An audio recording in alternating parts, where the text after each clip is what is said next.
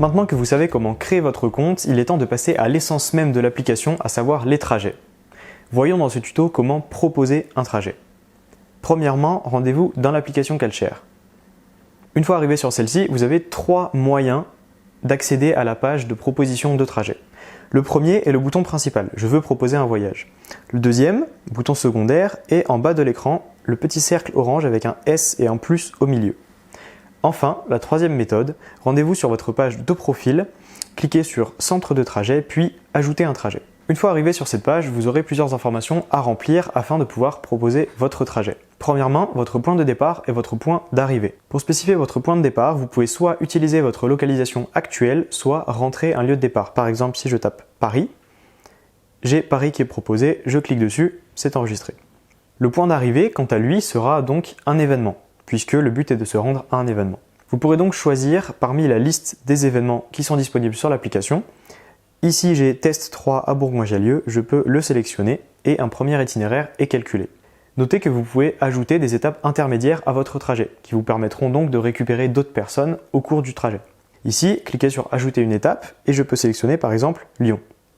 J'ai Lyon qui est proposé, je clique dessus, c'est ajouté en étape. Vos trajets peuvent être de 2 types différents. Un aller simple ou un retour simple, ou un trajet bidirectionnel, à savoir aller puis retour.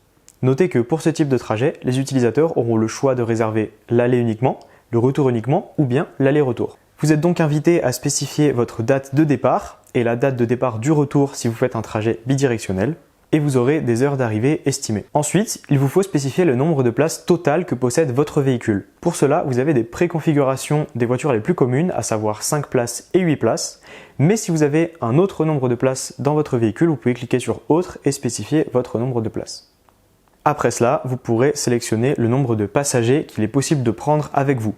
Ce nombre de passagers sera donc compris entre 1 et le nombre total de votre véhicule, moins 1 comme vous êtes le conducteur. Si vous avez la place dans votre véhicule, vous pouvez spécifier du matériel qu'il sera possible pour les passagers d'emmener avec eux.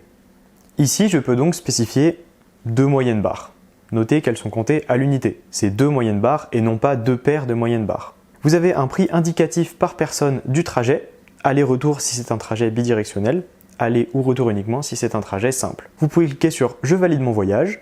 Vous arrivez ensuite sur une page récapitulative des informations que vous avez entrées, pour être sûr que vous ne faites aucune erreur. Si tout est bon, vous pouvez cliquer sur le bouton « Oui, on y va ».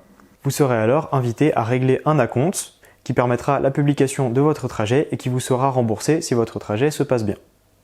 Une fois publié, votre trajet est disponible sur votre page de profil.